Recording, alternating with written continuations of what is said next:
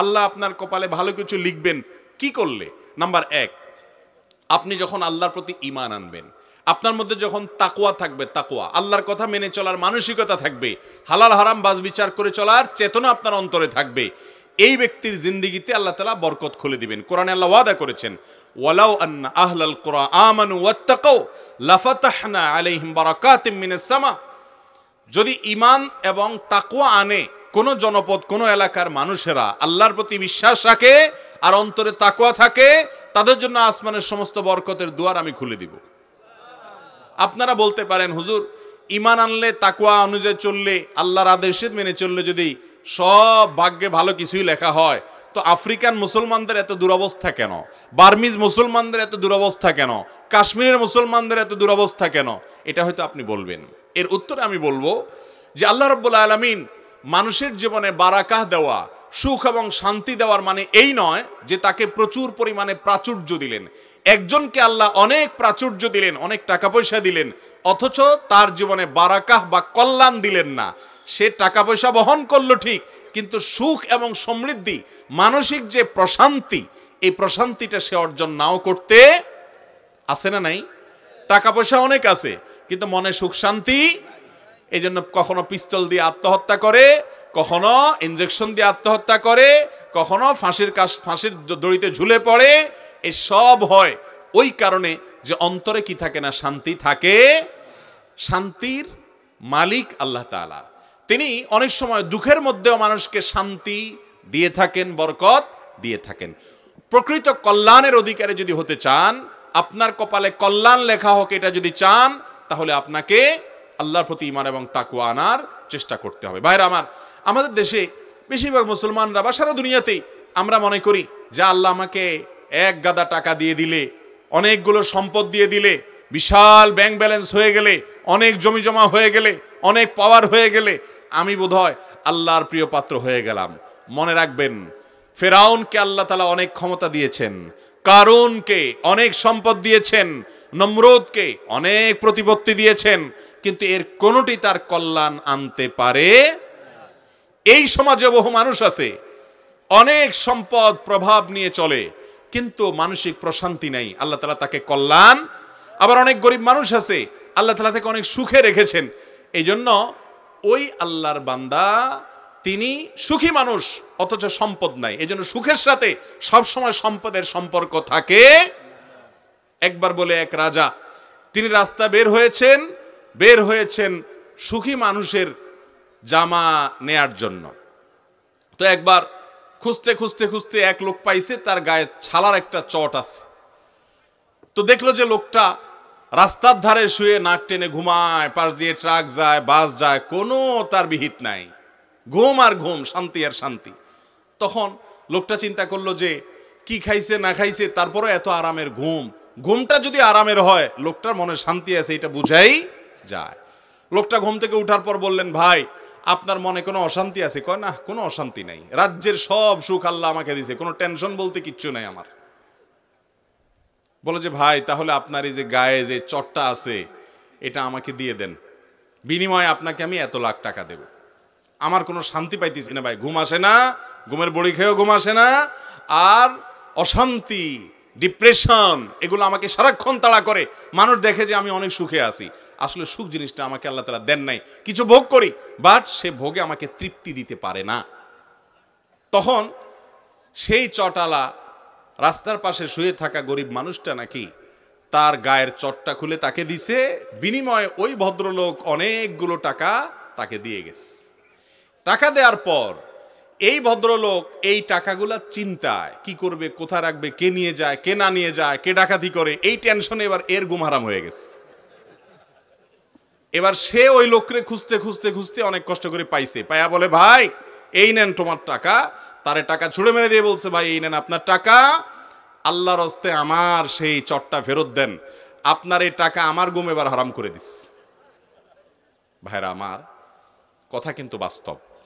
আল্লাহ তাআলা যাকে শান্তি দিবেন না, সম্পদের পাহাড় দিয়েও শান্তি দিবেন না। শান্তি কিন্তু আল্লাহর আনুগত্যে আছে। অতএব আপনার ভাগ্যে আপনি যদি কল্যাণ চান, টাকা চান না কল্যাণ চান?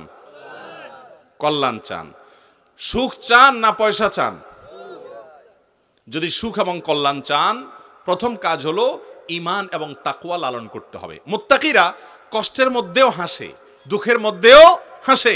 নমরুদ প্রাসাদে থেকেও শান্তি পায়নি, ইব্রাহিম আলাইহিস সালাম অগ্নিকুণ্ডে থেকেও শান্তি পেয়েছেন। অতএব আপনি যদি সুখ এবং শান্তি চান, আপনার ভাগ্যে কল্যাণটা লেখক আল্লাহ তাআলা, সুখটা লেখক আল্লাহ তাআলা, যদি চান আল্লাহর প্রিয় বান্দা হওয়ার চেষ্টা করেন। ভাইরা আমার, আমরা যারা এক রাতে ইবাদত বন্দি করে ভাগ্যটা নিজের পক্ষে লিখে ফেলতে চাই, তাদের এক্সাম্পলটা কি যারা জানেন? তাদের এক্সাম্পল, তাদের উপমা হলো, একজনের চেয়ারম্যান সাহেবের ইলেকশনের আগে ধারে কাছেও ছিল না, কোনো কাজে তিনি ছিলেন না, এরকম একজন কর্মী আছে। সে ইলেকশনে চেয়ারম্যান সাহেব জিতার পরে এবার চেয়ারম্যান সাহেবের নারায় তাকবীর দিতে দিতে, স্লোগান দিতে দিতে আয়সা ইউনিয়ন পরিষদে হাজির হয়ে গেছে। এখন সব কিছুতে সে সামনে সামনে থাকে। আরেকজন, সে সারা বছর পুরা নির্বাচনের মৌসুমে চেয়ারম্যান সাহেবের ইলেকশনের জন্য অনেক কাজ করছে, খাটাখাটনি করছে, অনেক পরিশ্রম করছে। এই দুইজনের মধ্যে চেয়ারম্যান সাহেব গম টম নিজে যা পাবেন, এখান থেকে যদি কোনো দুর্নীতি চুরি টুরি করার সুযোগ দেয় অথবা বৈধভাবে কোনো সুযোগ দেয় বা নিজের কাছে রাখে, আপন বানায়, কারে বানাবে? প্রথমটারে না দ্বিতীয়টারে? যে আমার ক্যাম্পাস করেছে, যে আমার সারা বছর কাজ করেছে তাকে, নাকি যে জিতার পরে আয়সা একদিনের জন্য আয়সা ভালো হওয়ার চেষ্টা করতেছে তাকে? সারা বছরেরটাকে না? আপনি কিভাবে আশা করেন যে সারা বছর নামাজ কালাম পড়বেন না, আল্লাহর কোনো কথা মানবেন না, এক রাতে এসে মসজিদে কান্নাকাটি করে ভাগ্য সব ঠিক করে ফেলাবেন? কিভাবে আশা করেন আপনি? কথা ঠিক না? ঠিক। অতএব ভাগ্য আমাদের জন্য যাতে সহায় হয়, আল্লাহ যেন আমাদের কপালে ভালো কিছু লেখেন, এটার জন্য এক রাত নয়, সারা বছর আল্লাহর আনুগত্য করার, আল্লাহর কথা মেনে চলার প্রতিজ্ঞা করতে হবে। নাম্বার 2, আত্মীয়তার বন্ধন রক্ষা করা। এটা ভাগ্য সুপ্রসন্ন হওয়া, কপালে ভালো কিছু লেখা হওয়ার অন্যতম একটা বড় কারণ। নবী করিম সাল্লাল্লাহু আলাইহি সাল্লাম বলেছেন বুখারীর হাদিসে, মান সাররাহু আন ইউবসাতা লাহু ফি রিজকি আও ইউনসালাহু ফি আসারি ফালিয়াসিল রাহিমা। যে ব্যক্তি চায় তার রিজিক আল্লাহ তাআলা অনেক বাড়িয়ে দেখ, রিজিকে বরকত হোক, কল্যাণ হোক, তার হায়াত এবং জীবনে বরকত হোক, এটা যদি কেউ চায় তাহলে সে যেন আত্মীয়তার বন্ধনগুলো রক্ষা করে। রক্ত সম্পর্কীয় আত্মীয়, ভাই বেরাদার, আপনার বোন, ভাতিজা, আপনার ফুফু, আপনার চাচা, আপনার মামা, খালা, এই যে রক্ত সম্পর্কীয় মানুষগুলো আছেন, বাবা মা তো বটেই, এই মানুষগুলোর সাথে যদি আপনি খুব বেশি যোগাযোগ রাখেন, সংযুক্ত রাখেন, সম্পৃক্ত থাকেন, ভালো সম্পর্ক রাখেন, হাই হ্যালো রাখেন, সাধ্য অনুযায়ী পাশে দাঁড়ান, আর কিছু না হোক সম্পর্ক যেন খারাপ না হয় সে চেষ্টা করেন, তাহলে আপনার জীবনে বরকত নেমে আসবে ইনশাআল্লাহ। তৃতীয়ত, আপনার ভাগ্যে ভালো কিছু লেখা হবে যদি আপনি আল্লাহর প্রশংসা করতে শিখেন, শুকরিয়া আদায় করতে শিখেন। আল্লাহ বলেছেন, লা ইন শাকারতুম লা আযীদান্নাকুম, যদি তোমরা আমার কোনো নিয়ামত পাওয়ার পর কৃতজ্ঞতা আদায় করো, আলহামদুলিল্লাহ বলো, শুকর আদায় করো, যে নিয়ামত পাইছো এটাকে আমি আরো বাড়াই দিব। অতএব যা পেয়েছেন, আল্লাহ যা দিয়েছে, অন্যকে কি দিয়েছে এটা নয়, আপনাকে যা দিয়েছে এজন্য মন খুলে আল্লাহকে শুকর আদায় করে বলেন, আল্লাহ অনেকে তো এটাও পায় নাই, আমি যেটা পেয়েছি, অতএব আপনি যে দিয়েছেন এজন্য আপনার প্রশংসা। এই প্রশংসা করা মানে হলো আপনার নিয়ামত আরো বৃদ্ধি হওয়া ইনশাআল্লাহ। অতএব অনেক মানুষ আছে নিয়ামত না পাইলে, একটু এদিক সেদিক হলে, একটু কম পাইলে অস্থির হয়ে যায়, নাশকর হয়ে যায়। ভালো করে শুনে রাখেন, এই পৃথিবীতে নাশকরকে কখনো আল্লাহ তাআলা নিয়ামত দেন না। বহুত নাশকর আছে দেখবেন সারা জীবন হাউতাস করে, নাই নাই কিছু হলো না রে, গেল না রে, শেষ হলো রে, কপাল পড়ে, আমি শেষ হয়ে গেলাম, ধ্বংস হয়ে গেলাম, ভাগ্যরে গালিগালাজ করে, এগুলো সারা জীবন কপাল পড়াই থাকে। আর যারা যা পাইছে এটার উপর শুকর আদায় করে, আল্লাহ তাদের নিয়ামত বাড়িয়ে দেন।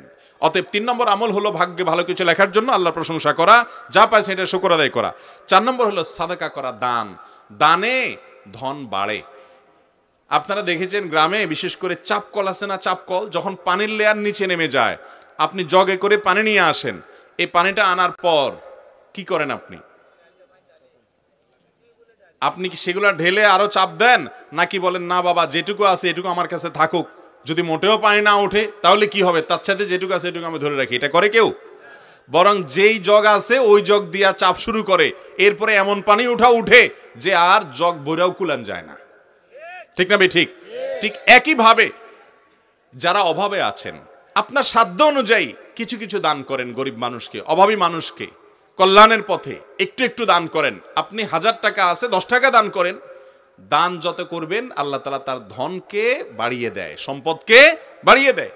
আর কৃপণ এই ব্যক্তি দেখা যায় হয়তো অনেক পয়সা করি আছে, সে সবসময় ভিখারির মতো, তার টান থাকে, অভাব থাকে, কখনো অভাব দূর হয় না। এই জন্য বরকত এবং আপনার জীবনে আপনার ভাগ্যে ভালো কিছু লেখা হবে তখন যখন আপনি দান দক্ষিণা করার মানসিকতা রাখবেন। এবং নাম্বার 5 এবং সর্বশেষ এই নাম্বারটি বলবো, সেটা হলো বেশি বেশি আল্লাহর কাছে ইস্তিগফার করা। এটা জীবনে বরকত নাজিল হওয়ার কারণ। কোরআনে কারীমে সূরা দাহরে আল্লাহ তাআলা বলেছেন, ফাকুল তাস্তাগফিরু রাব্বাকুম। নূহ আলাইহিস সালাম বলেছিলেন তার জাতিকে, তোমরা তোমাদের রবের কাছে ক্ষমা চাও, নিজের পাপের জন্য ইস্তিগফার করো, মাপ চাও। লাভ হবে কি? ইন্নাহু কানা গাফফারা। 1 নম্বর হলো ক্ষমা চাইলে মাপ পাবা, আল্লাহ ক্ষমাশীল। আর এরপরের কথা হলো যে ওয়ায়ুমদিদ লাকুম বিআমওয়ালিন ওয়া বানিন, সম্পদ, সন্তান, এই সবগুলো দিয়ে তোমাদেরকে আল্লাহ তাআলা সমৃদ্ধ করবেন, রিচ করবেন, এগুলো বাড়িয়ে দিবেন যদি তোমরা ইস্তিগফার করো। ইস্তিগফারের জীবনে সবচেয়ে বেশি বরকত আসে।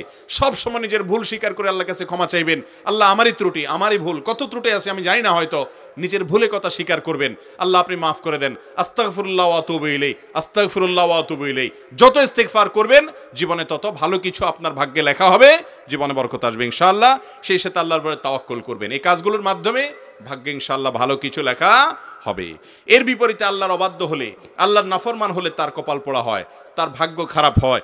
এর পাশাপাশি যে ব্যক্তি নেয়ামতের নাশকরি করে, আল্লাহর নেয়ামতের শুকর আদায় করে না, এরও কপালে ভালো কিছু লেখা হয় না। অতএব আপনি যদি চান আপনার ভাগ্যে ভালো কিছু লেখা হোক, তাহলে এই কাজগুলো করবেন। আর ভাগ্য খারাপ হয় এরকম কাজগুলো বেশ আল্লাহর নাফরমানি এবং গুনাহের কাছ থেকে বেঁচে থাকতে হবে। আল্লাহ তাআলা আমাদের সবাইকে দুনিয়াতে সৌভাগ্যবান করুন, আখিরাতেও সৌভাগ্যবান করুন। অনেক মানুষ আছে দুনিয়াতে হয়তো সুখ স্বাচ্ছন্দ্যে থাকে, আখিরাতে দুঃখী হয়। অনেক মানুষ দুনিয়াতে দুঃখী হয়, আখিরাতে সুখী হয়। আর কিছু মানুষ আছে দুনিয়াতেও সুখী, আখিরাতেও সুখী। এজন্য নবী সাল্লাল্লাহু আলাইহি সাল্লামকে আল্লাহ তাআলা দোয়া শিক্ষা দিয়েছেন, আমাদেরকে দোয়া শিক্ষা দিয়েছেন, রব্বানা আতিনা ফিদ দুনিয়া হাসানা ওয়া ফিল আখিরাতে হাসানা।